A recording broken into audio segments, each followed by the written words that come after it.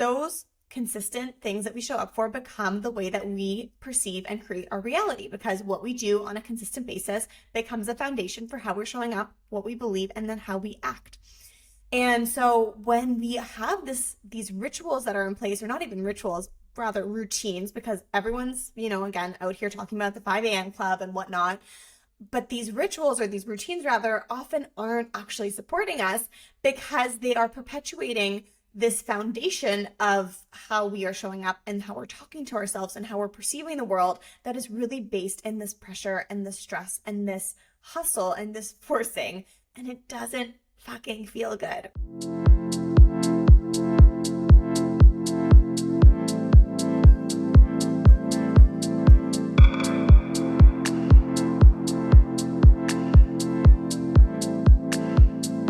Hey, beautiful soul. Welcome back to the Essence Show and Podcast. This is the show and podcast that is brought to you by our very own Energetic Success Studio. This is the sacred community and coaching collective for harnessing the magic of your energetics for a life based in pure mother effing pleasure and epic success. I do not have the doors open right now for the Energetic Success Studio. However, you can get your name on the wait list below. They will be opening back up in the summer season. I do, however, have spots open for one-on-one coaching. This one-on-one coaching is either a week-long, one-off experience where you can really dive in deep into one specific area with me, creating your feminine flow blueprint, or a long-term coaching experience where we're really diving into the energetic and success coaching. We're talking about all the things that we talk about here within the frameworks of your energetics, creating your custom code for success. It is already within you. You own this magic. We're just going to dust it off, set it into place, and really create your foundation for really magnetizing your dream life. You can get all the information for that in the description below, in the podcast show notes, or in the description of the YouTube episode. Okay, let's dive into today, because today is a juicy topic: the power of rituals. I know that consistency is such a big thing that we talk about in the online space. I mean, every person who's doing any kind of personal development, podcast, show, work, coaching, whatever it is talking about consistency. And I'm going to tell you right now, I have a bit of a different approach to consistency. And the place that this comes from is basically having been so heavily in my masculine energy for years and years and years and years, which left me constantly feeling burnt out, constantly feeling like I wasn't doing enough, even though I was doing the absolute most, and just constantly feeling like I couldn't handle the pressure of the things that I wanted to do, because of course it was just too much.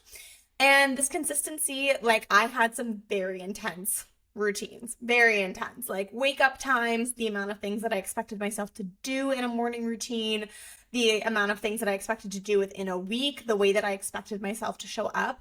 It was just really from this place of like, I was seriously like a mean teacher in some like old movie, cracking the whip at myself, being like, you need to be better. You need to do this more. You should have done that the first time. You should have done it right the first time. Like, oh my gosh, when I realized that was what was going on, when that was the internal conversation in my mind, I was like, holy shit, I am being so mean to myself. And I want you to just think for yourself for a minute, like, is that you? What is your self-talk like? Do you have negative self-talk when it comes to showing up, when it comes to your success? And that default so many of us have, because we've created these very, very, very, very, very intense pressures around what it means to be successful, what we expect of ourselves. And in asking yourself that, like, would you ever talk to someone else like that? Like, would you talk to your child like that? Would you talk to your sweet little baby like that? Would you talk to your best friend like that? Would you say that to, the mentor that you are most inspired by? I was realizing like, oh my gosh, I would never talk to someone else like that.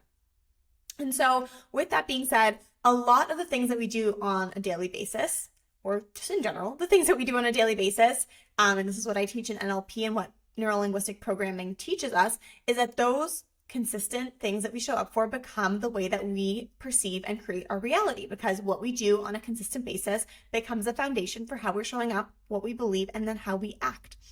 And so when we have these rituals that are in place, or not even rituals, rather routines, because everyone's, again, out here talking about the 5 a.m. club and whatnot, but these rituals, or these routines rather, often aren't actually supporting us because they are perpetuating this foundation of how we are showing up and how we're talking to ourselves and how we're perceiving the world that is really based in this pressure and this stress and this hustle and this forcing, and it doesn't fucking feel good, right? So we're going to talk about rituals today, the power of really healthy and reclaimed rituals in your life, and how this is actually a spiritual and sacred practice, and how you can incorporate it. So let's start off with that. Rituals are not just your standard morning routine. It is not doing something consistently for the sake of getting a certain result. It is a sacred practice. Rituals are a sacred practice like prayer, like intention setting. And what rituals actually do is it creates a framework for you for tapping into your own inner energy, your own supportive, energetic space that aligns you with pleasure, that aligns you with the grounded baseline of how you want to feel in your life. So we practice rituals at the baseline to feel good. I say this all the time. Pleasure is your purpose in this life. That is literally why you are here. And so rituals and the way that we create them and the way that I talk about them and teach them, their core purpose is that you feel good, right? Like, why are we doing it otherwise? Why are you going to do anything in your life other than to feel good or to feel better from where you currently are? The other reason why we practice rituals is to connect with yourself, to connect with your body, to connect with your physical being, this human right here. So many of us move through life so disconnected from ourselves in a physical sense as well, from our bodies, right? We have trauma responses that we have embedded into how we show up, and you can have big T trauma, you can have little T trauma, but all of us have reactions to particular situations, and those are little triggers, little trauma responses. And when it comes to work and creating success and climbing the ladder wherever you are and really feeling like, yeah, I've made it, like that's that feeling that we want, right? When it comes to that, we often tend to disconnect from ourselves in order to create that outcome. So we sacrifice the connection to ourselves. We sacrifice our bodies in a lot of ways. Like, have you ever gone through your workday and you didn't eat a proper breakfast, or you forgot to eat lunch because you're like, oh, I'll do it later. Like, I'm just so in the zone right now. But really you're pushing away something that is very important and nourishing to your body, right? And in other situations, we actually disconnect from our body because we feel so much stress. If you have a heightened level of stress, and most of us do, we live in this normalized next level version of stress, then we are in a practice of disassociating from our bodies in order to feel safe, because it doesn't feel safe to be in the stress or in the chaotic situation, or to be, honestly, at the same time or in other situations, in a place of rest and calm. Because if all you know is chaos, then of course we don't want to slow down and actually be in our body, right? So we go and do more and disassociate from that. Then it's also about connecting to your intention, to your higher self, to guidance, to spirit, to the universe, to your intuition, whatever resonates with you here. Use that language and use that focus. And we do this in order to receive clarity for the things that our conscious mind cannot know and is just not meant to figure out. Like, our conscious mind only makes up 5% of our brain. So why are we tasking it with so many things that it's not responsible for?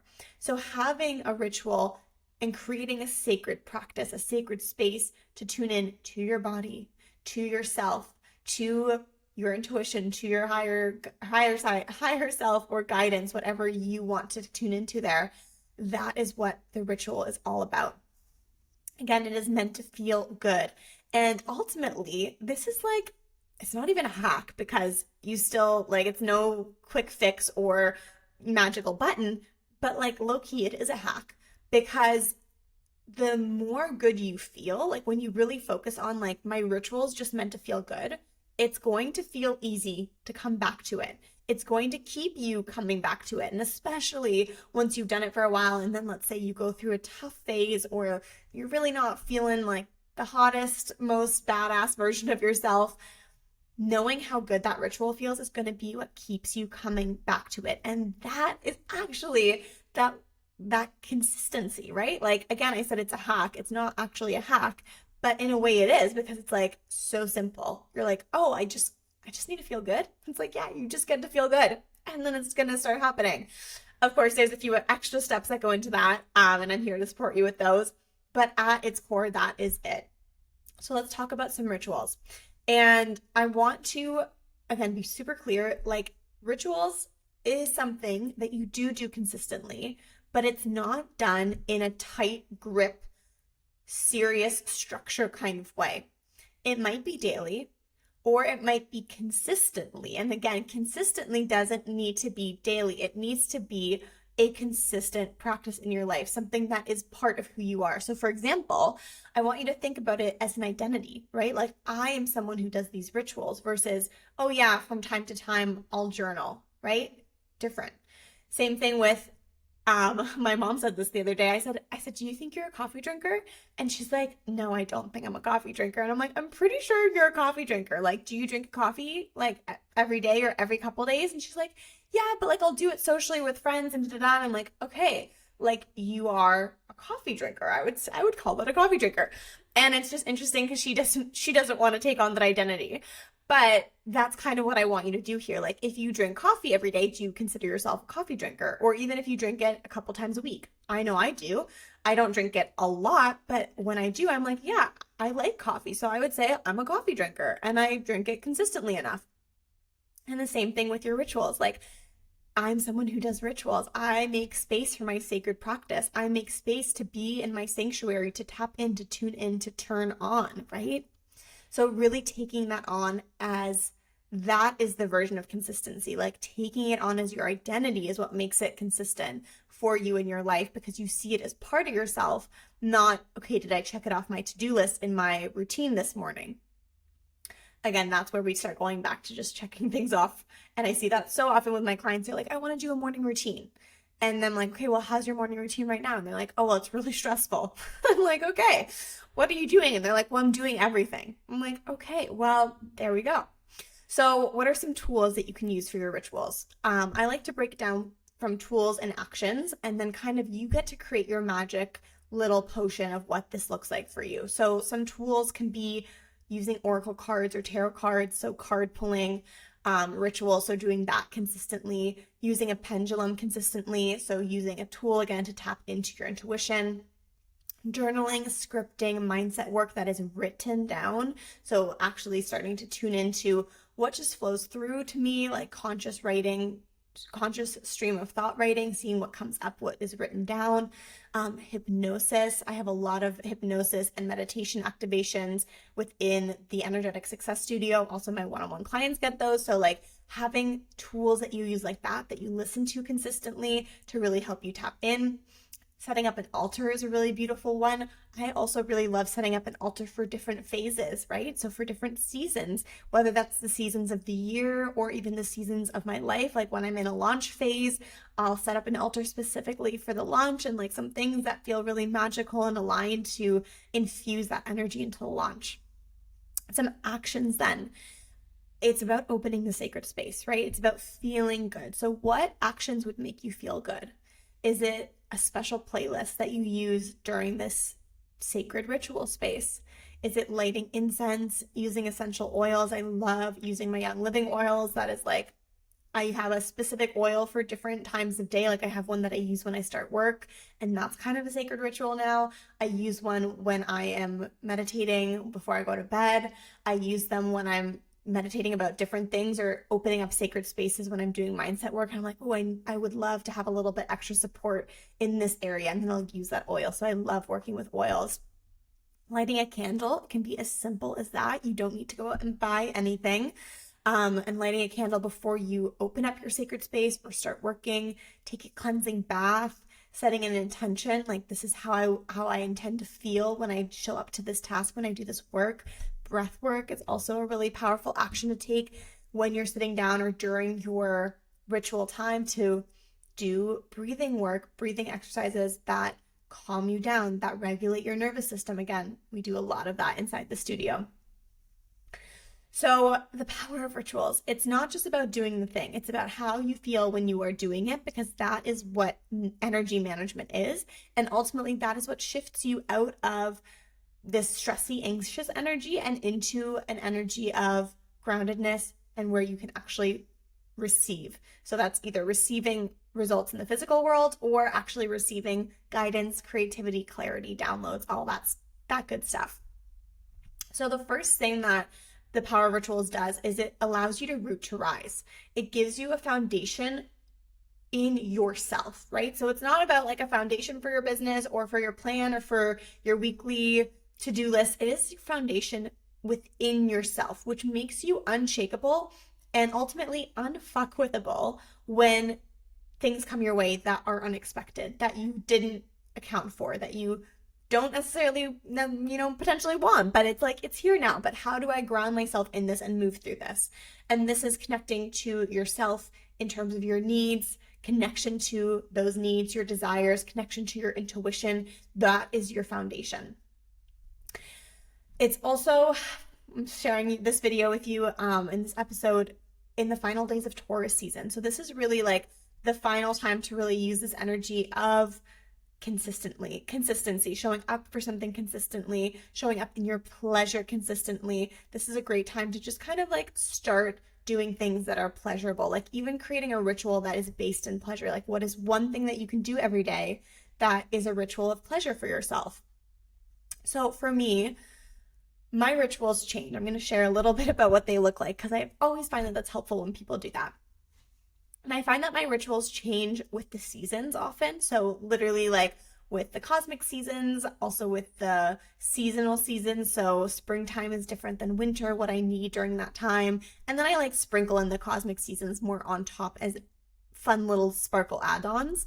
And I also find that it changes with my own cycle. So like a ritual of moving my body, what that looks like is going to change from when I'm on my period versus when I am ovulating, right? I still move my body. That is a consistent ritual that I have, but it looks different. And that adjustment is really powerful. Right now, what I have is I've built an altar, and that's where I do my ritual during the day. So that's where I open up a sacred space. I light incense. That's where I do my meditation and my journaling. There was a period of time where I did it from my bed. There was a period of time where I would do it at a coffee shop. So that kind of shifts. And I'm noticing right now that I am feeling excited about, springtime is here.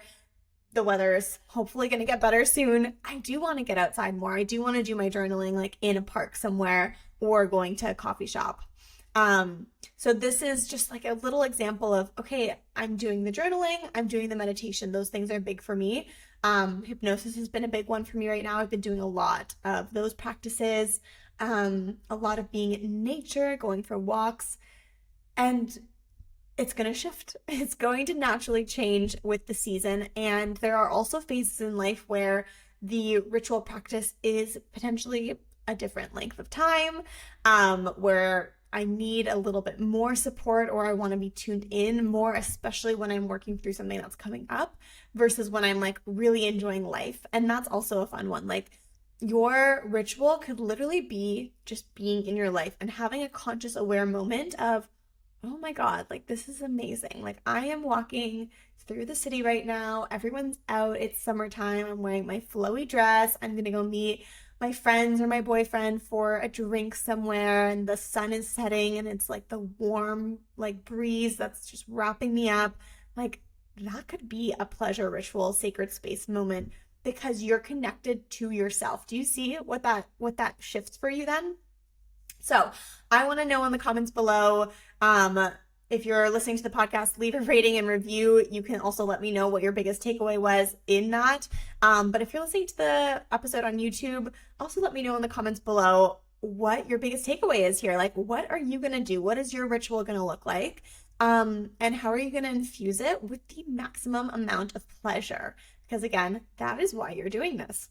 So if you're ready to heal the connection with yourself, again, this is a multi-layered process depending on where you're starting. If that connection to your body is really at this point of stress and like normalized stress, and the resting and slowing down in the first place doesn't feel really safe, then it's really about putting your body and your needs first, reconnecting with yourself, releasing wounds around work, around deservingness, around rest, all of those things, guilt, selfishness. I've been there. One-on-one coaching is where it's at then, because we can really dive deep into what is specifically coming up for you, and you can get the support in shifting it. The studio is amazing. I'm freaking obsessed with it. However, you are very much more responsible in moving through things with yourself. Of course, you have my support, but we can just really go deep in one-on-one coaching. So in energetic and success coaching, rituals are huge, right? This is how you tap into flow. This is how you tap into receiving mode. This is how you tap into your magnetism. And it's also, like I said, how you move through the ebbs and flows of life. Like when things don't work out, how do you ground yourself? How do you root to rise? So it's like this big tower, and I was actually reading this because I'm always interested in like what things mean in my dreams, and I had a tower dream, and I have these dreams a lot. But I went down a rabbit hole, and I found out that the Burj Khalifa, the really huge tall building in Dubai, sways about 2 meters back and forth at its tallest height. And so this is just proof, like the deeper rooted you are, the less things are going to shift and fuck with you, basically, right? Like you are so grounded, you are unfuckwithable, you are unfazed by what's happening because your rooting is so deep. Sure, things can move you, that's okay, but the groundedness is there, right? So in the one-on-one coaching, we really create that foundation, those flow frameworks, so that you can magnetize your epic success and create a life based in this pleasure where it is all about you being grounded in that first and foremost, so that you can expand into the kind of life that you desire for yourself. So you can click the link below to get all the deets and information on that, to also apply so that we can hop on an alignment discovery call where basically we just chat. It's chill. We hang out to connect and find out if this is aligned for you. So thank you so much for listening to this episode. I cannot wait to hear what came up for you, what you're going to do to create your sacred ritual space, and I will see you next week.